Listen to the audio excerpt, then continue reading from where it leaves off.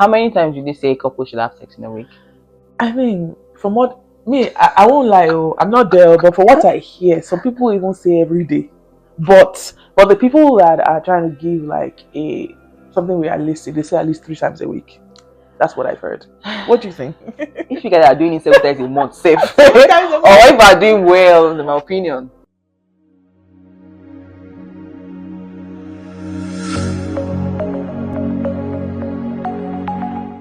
Hi Love Tribe, welcome to another episode of Mind Over Matter. Today I do have a special guest here with me. I'm not alone. Yes. Welcome. Chill. Hey, thank you for having me. Thank you for, accepting to grace our screens. We do have a lot of things to talk about today. Shion here is a project manager. I mean, like, how did you decide to go into project management? Well, first of all, my background was accounting. I did all of the accounting, the ACCA, everything I think about, even masters in finance. And then I just felt like I wasn't happy on my job, and so I decided to do a detour. Took a training course in project management for some months, and then it just so happened that I applied for the job and the door opened and I just started working, and I was like a bit of imposter syndrome, as you can imagine. Yeah. But I've been in project management for almost 8 to 9 years now. Wow. So I think I'm now fully settled. Yes. Proper shifted career. So what do you say about people that are trying to go into project management? People feel like maybe it's a hard course to... I mean, it's not hard. A lot of it is common sense. But as you can imagine, in a work environment, it varies from company to company. So, but the whole idea is, think about it like a mom, right? Taking care of children. Yeah. There's so many things you have to do. You plan. So I feel like a similar thing with project management. You just have to be organized and in many ways be able to manage people. But it can be fun when projects go wild. Then. So she is basically trying to say, if you have common sense, you can do project management, right? Exactly. Okay. Precisely. Thank you for the insight. Today we do have an interesting topic. We're talking about if kids actually change marriage, or is it a myth, child? Before we get into this juicy topic, fun fact for the day. Now, did you know that when you are in love, your body releases oxytocin? Really? That helps reduce stress level. Interesting. Yeah. I mean, now that I have kids, I can't.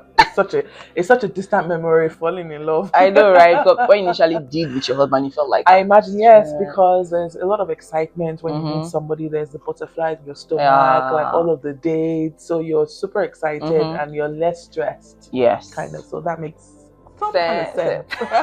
But now with the kids, it's like, nope. I don't even... It's out the window. Stress. You know, go stress. These children. But children will humble you. They will stress you. You're like, oh God, help me. They said we should have kids. We have had the kids now. But they'll not tell you the other part that comes with having the kids, right? Yep. But then, going down to today's topic, do kids really change marriage, or is it a myth? Now, I know that people are always like, oh, the kids really change marriage when they really get married. Like, what do you think? Absolutely. I mean, just from my own experience, I know that it took me a long time to have kids. I waited almost 11 years. So there is that longing, wanting to have children. And so when you have the children, you're excited. Very excited, but the reality hits in when all the mother-in-laws have gone, the mother-in-law has gone, your mom has gone, everybody that was, excited for you have also gone. And it's you and your husband left to the children. In my own case, I have twins. They're now the focus of your attention. And it's almost like both of you have to sacrifice. You look away from yourselves and you focus on the children. You should be able to think about the other person, but to be fair, a lot of your attention is on the children, and so it spins kind of where you were before. So like I said, someone like me that 11 years without kids, that change was boom. I was like, whoa. I was out there. So to be honest, I'll tell you for a fact, it's not a myth. For real, kids to really change marriage. It does. I'll be talking about how kids actually changed marriage. So number one, I would say less alone time as couples. I mean, before we got married, we're always going to date maybe every day, or I don't know, whatever the case scenario might be, but it's just you and your partner. You're like, what do you want to eat now? You can be in bed. and then the kids come and you feel like you and your partners are not there on the same level, right? Like, what's your experience with that? Yeah, so I think for me, like before we had kids, I won't say we were like going on dates every day, but at least we could go and watch a movie here, we could go and eat food. Like, we're pretty much people that are not overly like, oh my god, you must do this. But I think it's important for a couple to go on dates, you know, however way it is for you. So I think for us, when we then have kids, the flip side of things, to even have time. I mean, I don't even have nanny. If I have nanny to even, or somebody to even look after the kids for me. And also you're just trying to survive, girl. Like, let me tell you, even from after you put the kids to bed in the evening, what do you want to do? As there are many things. You want to go and catch up on all the things that you. So it's almost like, in a way, your spouse is like, well, I'm tired. That's all good to sleep. Like, the time that you have left is not the time to be talking. Not just gonna rest. You just right. Want to rest. So you notice that you have less alone time with your spouse. The time normally you would have been together almost all day, but at this time you both are taking care of the kids. And the time that is left, you want to have alone time for yourself. Exactly. Right. And you're even like alone time for yourself. I don't know if it happens to you. I have a situation where you have the time to rest right now, and you're not even deciding, should I go and sleep or should I quickly binge or something? You know you're going to pay for it. But so we're constantly thinking, as soon as I put the kids to bed, what am I going to do? Like, trust me, that is something. So it's in that moment that you're like, I need to put myself first, kind of thing. And then it impacts the time that you would normally go and watch a movie with your spouse or watch a show. Exactly. Definitely. So for me, the second point will be shifting priorities, right? Go like your priorities. I'm telling you. Like I said earlier, the children become your priority, they become the focus. And so you have to basically make a decision. Like, okay, we need to back the boys, or in my own case, like my boys, or and then my husband, for example, he's like, you know, men, like, they have very, unlike women, we can multitask. But men, once they've done one thing, that one thing, as in I have changed diaper, it's over. I soak them, and they want to. In my own case, my husband likes restroom breaks. He'll just disappear. He's like, I'm going to the toilet. I'll be back in the gym. I'm sure a lot of you can relate. So priorities change, and so it's difficult to spend that moment together. And maybe what you can settle for in that moment, we should try it to be intentional. But maybe at that moment, it will just be sitting down and just having quiet moments. And also, people, this has caused a lot of troubles in marriages. Distance. Like, you're not having time. It's the kids. You're always focusing on it's kids. You want to feed first. But you just understand that. I know the people they will say when you get married that your husband should come first, right? But when you have kids, child, when they're very young, it's quite hard to. As you mentioned that stood out to me, because I realized that even the shift in priorities can make you less patient with your spouse. So because you guys are exhausted in the things that you've been doing, the patience has you're like, I do agree. You're like, and so it can impact marriage, because at the moment, like, you're giving everything to your children. All the energy, the time to bring the kids. So that I think that does affect a big relationship. It can. Yes, it can. It can with the spouse, because they're like, oh, the children are focused, like they're hungry, I need to do this one, but your husband say, let's go to the other room. Which other room? I can't say another room. Do you know that even sometimes, as you said, other room, that made me laugh, because do you know that sometimes we can be looking after the kids, for example, and my husband is like, I want to go and use toilets, and I'm like, which toilets? What do you want to go and do? Is it number 1 or number 2? Like, you have to make it snappy, like, let's, because you're like, is that an escape for you? We're in this together, please. So yeah, I do agree with that point, actually. So number 3, I would say financial adjustments. The money has to be there, and it makes a lot of changes with you in life. A lot of expenses. When you're having kids, expensive. Right? So you have to spend money. You have to spend money on everything. Yeah. And from childbirth. You also have to be very intentional about what you're spending, because prior to having kids, you could just buy anything you want. You could decide to go for and spoil yourself. But now you think twice when you know that daycare money is going to come out. This bill for this, or this one for that one. They want to swimming classes. They want to do this. Honestly, there's one or the other class to always pay for. And right from when they're out, like now, like in Canada, for example, yes, education is free from when they are 4, like uni. But before then, you have what they call daycare. I like how you said you have what did they actually I'm call telling it? you, they call something they call daycare. And first, you won't have waiting list for that one safe. Let's not even talk about that. But if That's I get another into it, kettle I'm of telling fish. you, but the expensive. But that's on like private daycares are paying like Yeah. 1.5, 1.2. Yeah. Especially if the government is not doing that discount Subsidizing for you. Yeah. So imagine having have 2 or 3 kids that are under 2 or maybe under 3. Like you that have twins, child. People always ask me, they're like, you have twins, how do you do? I'm just like, yes. I don't talk about it because if I talk about it, I'll be sad. Hey, good. Having 2 kids, paying for daycare, and they're twins, so they're the same age. You can't say, okay, maybe you had an elder one that will go to. No, like that. They are paying for diaper for 2 kids, everything everything. Diaper for 2 kids. This one's formula, you know. So even the plans as couples that you have had, that has to be on hold. Maybe some vacations you would have loved to go to. Yeah. Like for me now, I'll be planning girls trip. God knows how many years it has been in that chat. What's that chat? I'm telling you, I don't left the chat yet, but eventually maybe next day you leave the chat. I don't know, but you have planned for them, and something else always comes. And like, okay, the kids are your priority, so that's where your money has to. And they have to be. They're your priority. You and your husband couple together to bring them to this world, so you have to be responsible to look after them. They don't send you work. No. So they're not asked to be here. Yes, and you know it's harder. Like back in Nigeria, you have families with you. Like I said, let me go and drop the child there. You know, it didn't day. You want to pay for nanny.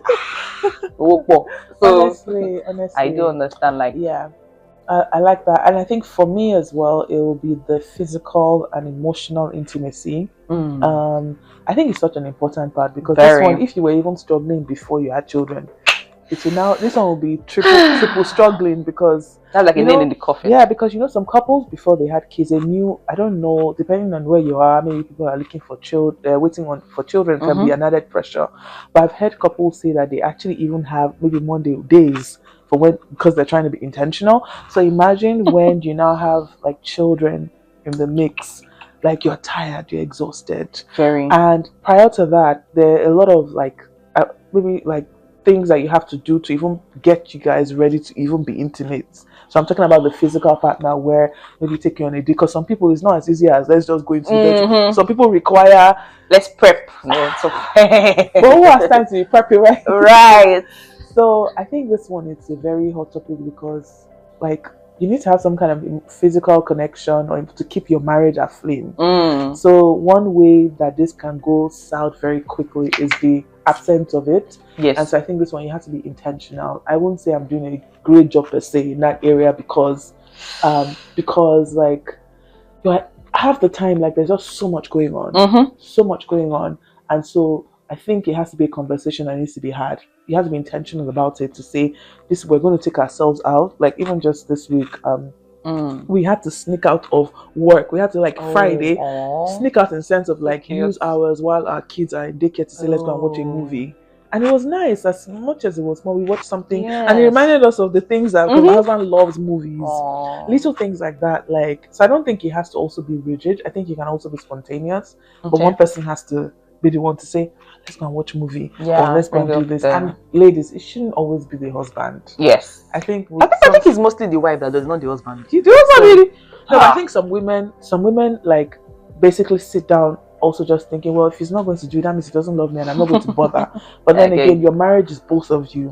So I think we need to mature from the place of thinking he must be instigating it. If you're strong in that area, you have to try to say let's do this or let's do that, whatever works. So men and women have to instigate. So I know some people, the women that used to instigate, they want to surprise birthdays. The women that would do it. Men, you guys should exactly. You guys should do something. But what about the sexual part? Because now I've mentioned about physically going out for movies. I do know that having kids also affect. That's what it does. As you just said that to me, I think the first thing that came to my mind was the fact that some people even struggle to come out of the fact that they just gave birth to a child. They pushed a baby out. Do you know, I've heard a lot of stories where the woman is like, I can't have sex because I'm struggling, I'm in pain. For those women and you know, if that cycle is not broken, do you know that it can continue for a year, 2 years, 3 years, and they've not been intimate. Yeah.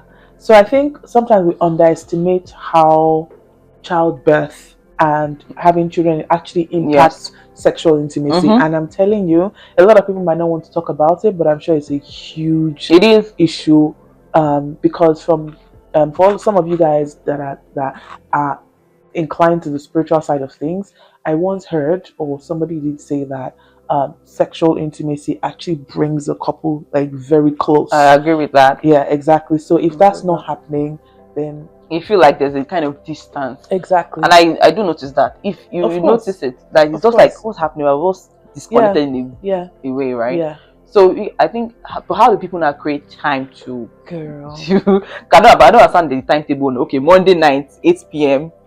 calendar. To be honest with you, to be honest with you, this is one area where even I am still trying to get a grasp on. But one thing I would say from my own side is to seek counseling. And the reason I say counseling is because if it's really an area that is a huge struggle, where there's actually none, or there's you're not even having sex as you should, I say counseling because a counselor can help you guys circle back to what's truly, like, how this is important. Because sometimes you can just think, oh, okay, we're not there, that's fine, well, as long as we're happy, we're talking, there's peace at home. But I think it's an important area that needs to be addressed, and we shouldn't take it lightly, because it can open the door for adultery, it can open the door for cheating, all kinds of stuff. It can even open the door, a window for the spouse, because some people might not step out of their marriage, but then they can become heavily addicted to pornography now, and that's another door that you open. Because if you're not having that time to be together, when each couple is alone, you're exhausted and tired. And sometimes some people latch on to like an escape. They latch on to things that to comfort them, and one of them is pornography, and that one even further drives a wedge in a marriage. That one is worse. Yep. I do believe. Exactly. But how many times do they say a couple should have sex in a week?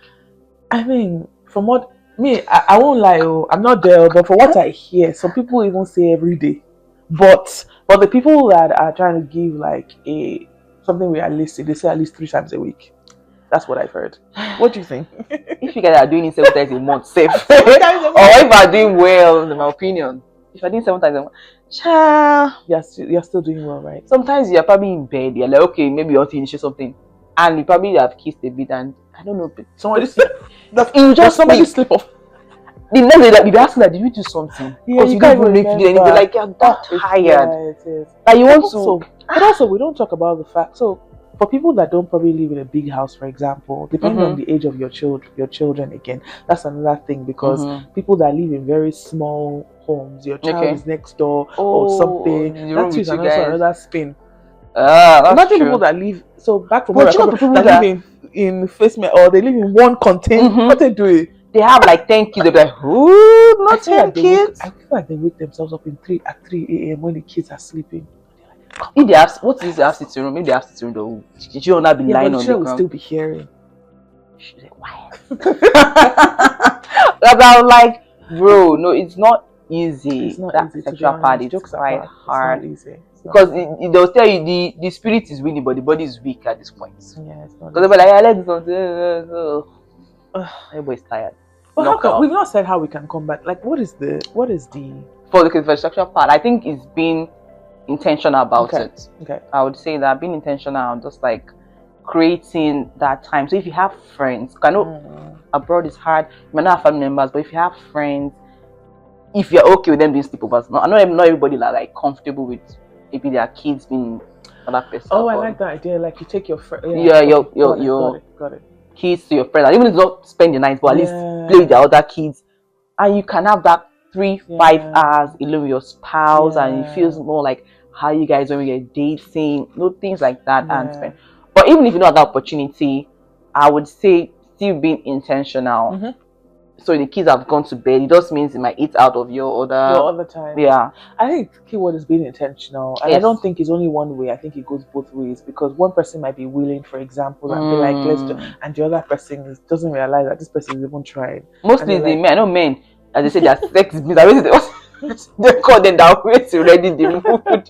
Women, I don't know, I won't be tired, but the men, in the weather, in the rain, come sunshine, in the night, in the soldier standing, soldier. But the ladies are very. I don't know if it's weighs more on the women, because of course doing most of the things, right? The men also are still, yes, but the women are still the one that will I think it's based on how how each gender sees sex. Okay. Because for men sometimes it's just a release. Oh yeah. But women are like, yeah, it's more of that, like it's not like exactly. Although I'm sure there's some women that don't mind. They're like, quickie, this one, that one. Yeah, but I know generally for men it can be released. Yeah, it not necessarily be. Maybe that's. I think so. Maybe Exactly. I think that's like any they don't do. They just quickly do. But when I know you have to take a like take your time. Know, be romantic. No sure just let me just climb. What's going on? So yeah, I think I do understand that part. But you have to just create the time and understand your partner because I guess they are very frustrated when you're not. Yeah, that's true. You know, being intimate. That's true actually, because somebody did say that there's tension. Yes, the environment is tense. Is a hungry man in that sense. It's an angry man. Oh dear. So if you release and everybody they won't be peaceful. But if not, the guy is just angry, smarting. So yes, you have to create time to. Yep. That is one of the things that come in marriage is important. You know, when you get married, be like, don't worry, access every day. Get married and have children. You know, it's funny because even before you have children, sometimes it's already a struggle. Because, like I said, I don't know what it is. I was saying to someone one day that before you are married, you know, when they say for some of us that faith basically says don't fornicate or something like that, your body is like, but when you get married, I don't know what they say that don't worry, you enjoy yourself. Then you get married, it's like, okay. Honestly. Everybody's like exhausted because it's not food. So people say that every day, but people say that I said you guys do it every day. But apparently some couples are really doing great in that area. I don't think it's they did every day. I don't think it's not actually every day, but some people are actually having an amazing sex life from what I've kind of gathered. So it's not like 100% everyone that's struggling that has kids. Do they have kids? Okay, do they have help with the kids? Some of them might have kids, but then it's back to what you said about being intentional, where they'll make time out for that. But so they might not be having it as frequent, but they'll make time out and say, Monday, let's go out on the day. They know the things that it's communication, I guess. Yes. They know the things that trigger each other to help each other come to that place. So I feel like sometimes it's not just the actual sex thing. I think it's also down to communication. Knowing each other, being free. Yes. Because you'll be surprised in the context of marriage, there's some people that are still not free with their spouse. So it's I feel like it's a level of unlocking when it comes to sex. I think based on wherever you are with your partner, you'd have reached a certain height. I feel like some couples might be maybe in level A, some people are in level C. That's how I see it. I think some men also, they know, okay, their wife needs help with the kids. So what will they do?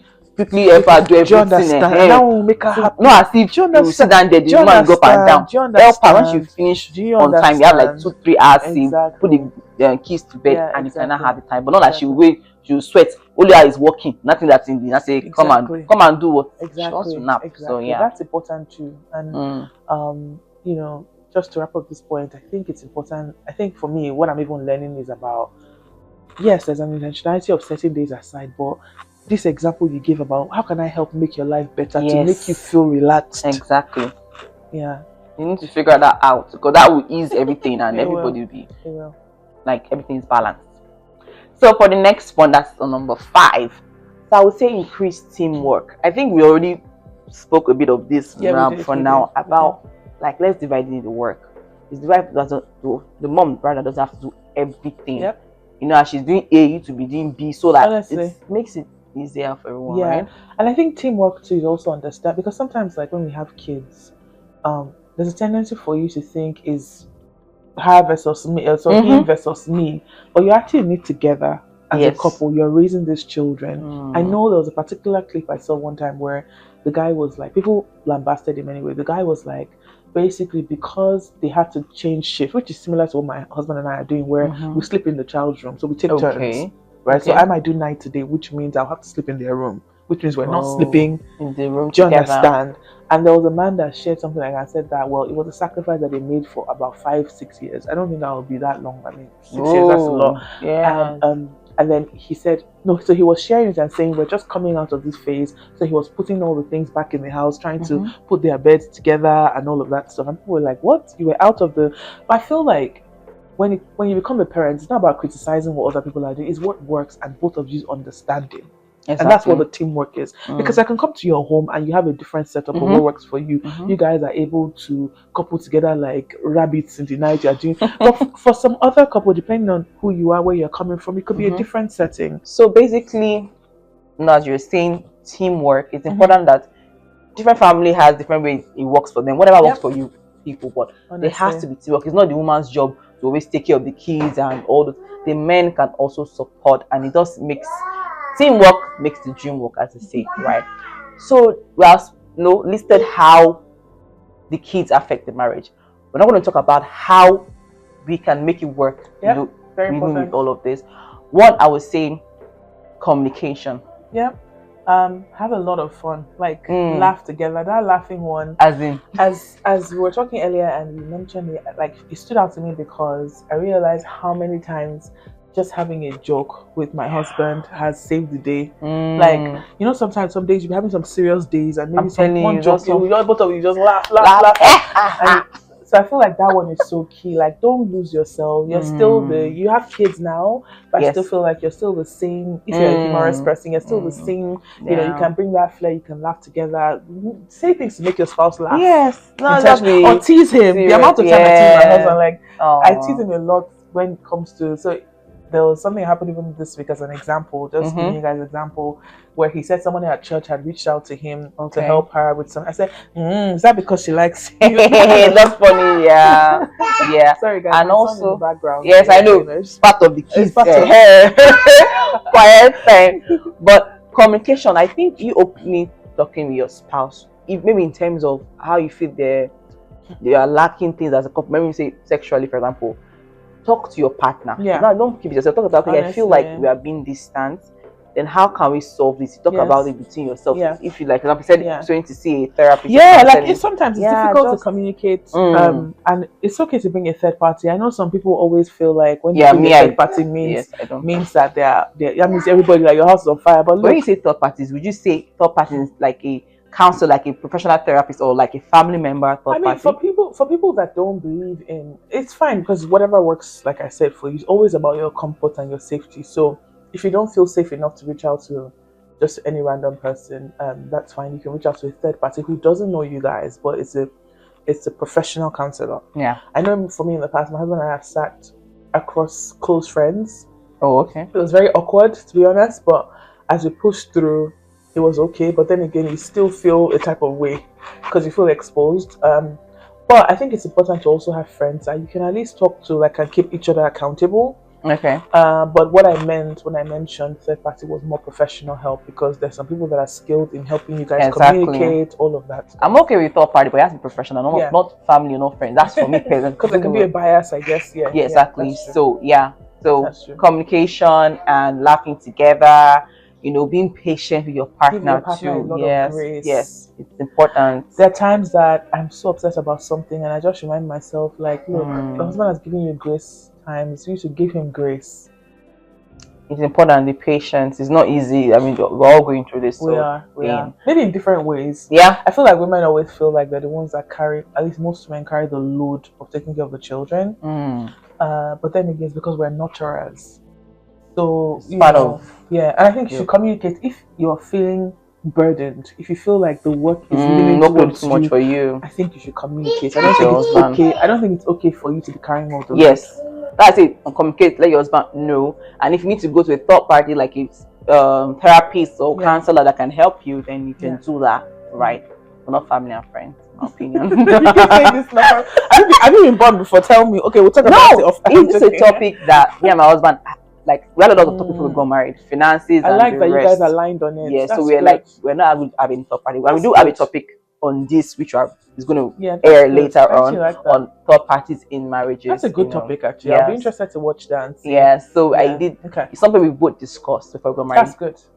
It's between ourselves. We need third parties, then we go find a counselor, professional, not a family, not a friend. A professional therapist that is in the middle. You don't know me, you don't know him. I'm not trying to fix it. I'm not trying to kind of stuff. Sense. And we keep it that way. That makes sense. Something for me to take away and think about.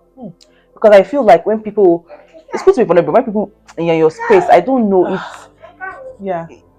I don't know, child. I feel like because after you guys have moved on. Yes, those people you have left it there, but people they'll hold it back, and I feel like it also makes them see your partner in a kind of light that I agree know. With you, actually. As Yoruba would say, however you carry your spouse, is how they will carry your spouse for you, right? So I don't want that side. Everybody has their own thing, but I don't want to put it out there. So let's just say therapist and let's resolve that. Some people that it's because of gossip and what they always talk about and those people know them. So I mean, I avoid that. But you can do a third party. Yes, please, you can. But a therapist or someone specialized in that line, but not now. And that's the end of today's topic. I mean, I really but if you give our time, we're gonna talk about this for like 4 hours straight. And it's a very interesting topic. Kids are in the background. I'm telling you, we have to wrap it up, okay? Because the owners of the app are like, let's go. So, but I did have fun. I did have fun too, actually. So thank you so much for taking our time. And it did also give me something to take away as well as I was talking to you. So thank you for having me. Thank you. So of course, before we go, we have the rapid fire questions. Stay tuned.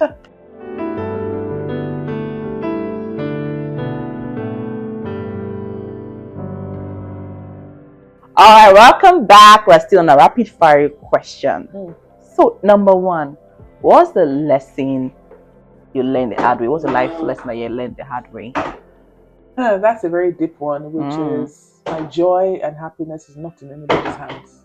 It's actually up to me. Absolutely. And also that leads to a bit of tangent that's also inside that is the fact that just because I operate a certain way doesn't mean other people's do too. So I might have expectations of other people, but I'm projecting who I am. So maybe I can be very generous and I feel like I'll be doing myself a disservice if I'm looking for myself in everyone because I'll be disappointed. So that's one hard lesson I learned because I will always hurt and always sad. I know, right?